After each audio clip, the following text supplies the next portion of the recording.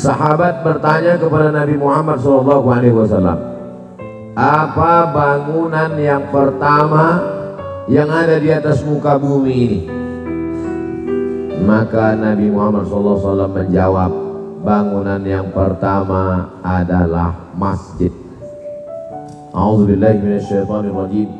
Inna awwala baitin, bangunan yang pertama, wudi'a linnas, yang dibangunkan untuk manusia di atas muka bumi, lalladzi bi Bakkata, yang ada di kota Bakkah, nama lainnya Makkah, nama lainnya Ummul Qura, itulah dia Ka'bah, dikelilingi Al-Masjidul Haram, yang disebutkan dalam ayat lain, Subhanalladzi asra bi'abdihi laylan minal masjidil haram.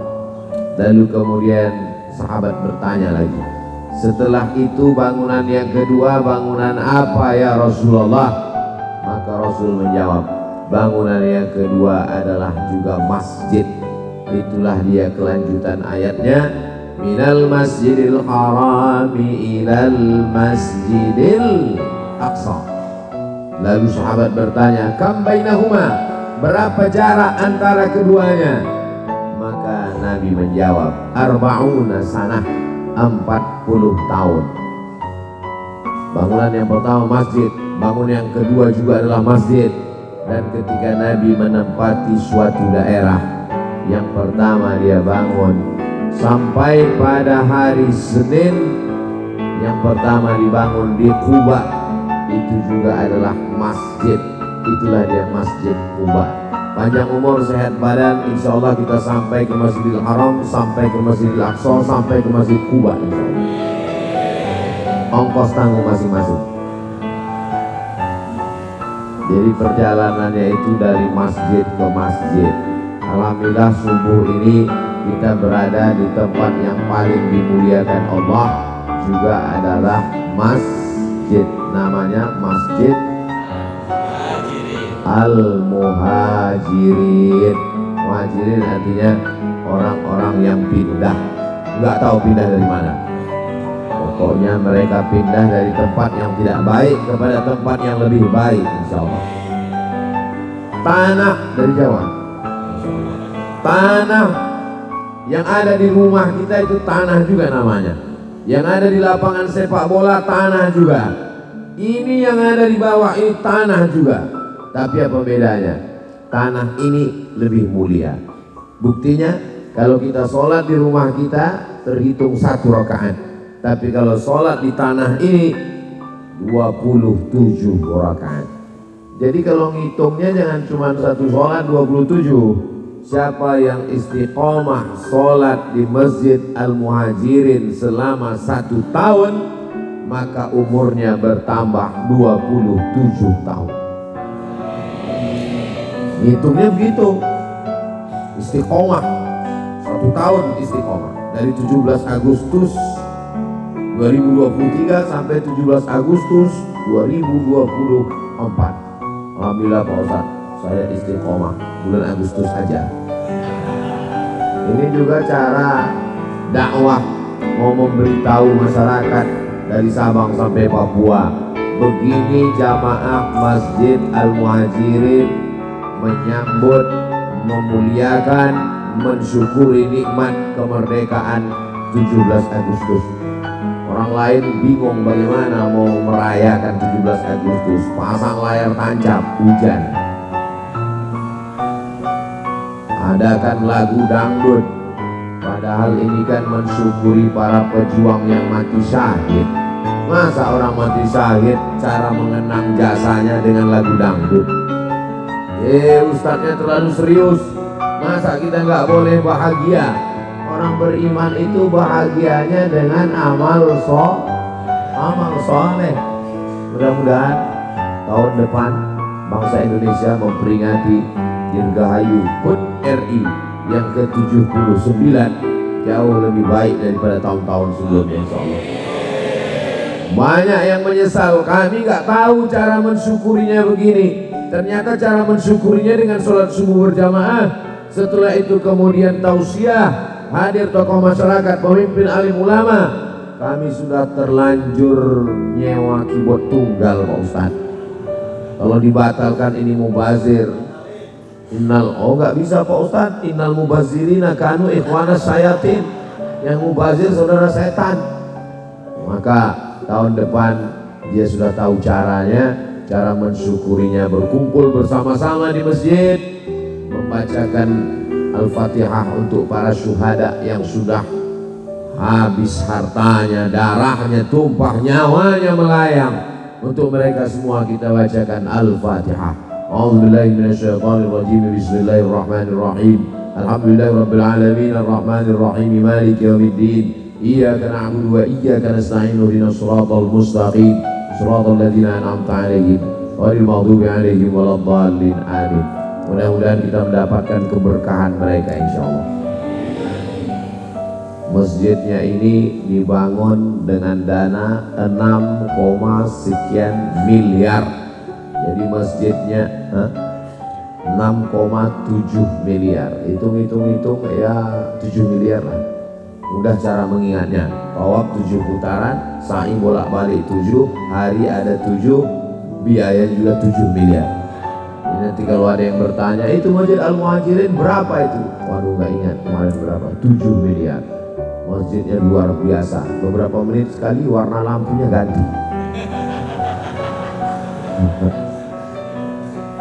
Kaca.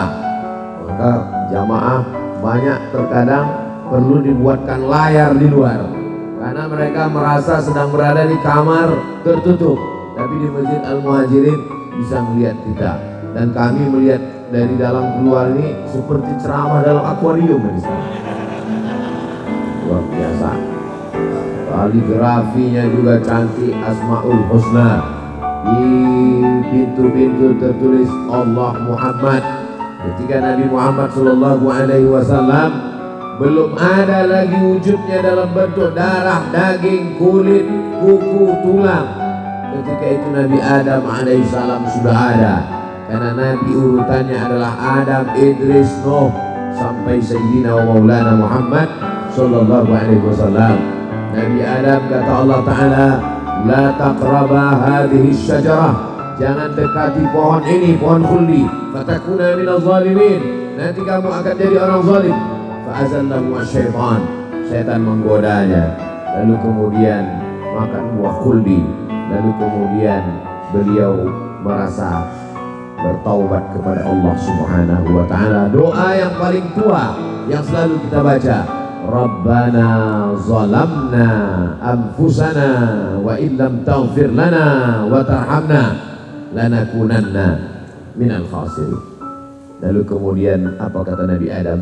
Allahumma inni atawassalu ilaika bihaqqi Muhammad sallallahu alaihi wasallam. Ya Allah, dengan menyebut nama Muhammad, ampunkanlah dosaku. Allah Ta'ala bertanya kepada Nabi Adam. Allah bertanya bukan karena Allah tidak tahu, Allah Maha tahu. Allah mau beritahu kepada siapa yang tidak tahu. Nama siapa yang kamu sebut tadi, Adam? Muhammad. Kamu tahu siapa dia? Tidak. Dari mana kamu tahu nama itu? Lamma khalaqtani, ketika kau ciptakan aku dari tanah. Tsumma nafakhta fi ruhi, lalu kau tiupkan ruh. Ketika ruh itu bertiup, lalu kemudian rafa'tu ra'si, aku angkat kepalaku. Dan ketika kepalaku aku angkat, saya melihat ada tulisan di tiang arsy. Tulisan itu adalah Allah Muhammad sallallahu alaihi wasallam. Aku tidak tahu siapa dia, tapi aku yakin namanya bersanding dengan namamu, menunjukkan dia pasti amat sangat mulia di sisimu. Maka aku sebut namanya supaya engkau ampunkan dosa-dosaku. Maka ampunkanlah dosaku berkat kemuliaan nama Muhammad sallallahu alaihi wasallam. Mana tahu nanti ada anaknya nanya, Mama, ini nama siapa ini yang ditulis di samping nama Allah ini? Ini nama Muhammad. Oh, nggak boleh, karena Ustadz kata guru kami di sekolah nggak boleh menuliskan nama Nabi Muhammad di samping nama Allah. Jangan tulis nama Nabi Muhammad di samping nama Allah. Itu seakan-akan menyamakan Allah dengan Nabi Muhammad.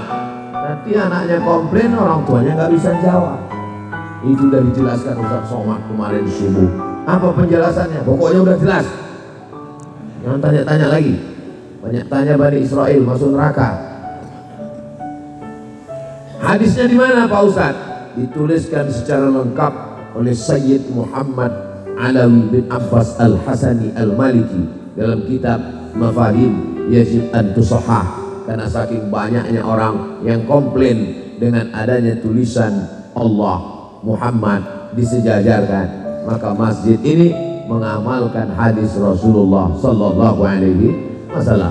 Setiap melihat tulisan ini, Allahumma sholli ala Sayyidina Muhammad wa ala ali Sayyidina Muhammad. Tulisannya mana Pak Ustaz? Saya ngelihat, bapak-bapak mesti ngelihat ke belakang semua, karena tulisannya di pintu-pintu semua. Ketika mau masuk, Allahumma sholli ala Sayyidina Muhammad wa ala ali Sayyidina Muhammad. Ketika mau pulang, Allahumma sholli ala Sayyidina Muhammad wa ala ali Sayyidina Muhammad. Cinta ditanamkan kepada anak-anak kita supaya dia menjaga warisan Nabi Muhammad Sallallahu Alaihi Wasallam. Warisan itu bernama masjid. Nabi tidak meninggalkan istana yang terbuat dari emas. Nabi tidak meninggalkan kursi yang terbuat dari perak. Yang ditinggalkannya adalah masjid. Maka kalau cinta kepada Nabi, makmurkanlah masjid.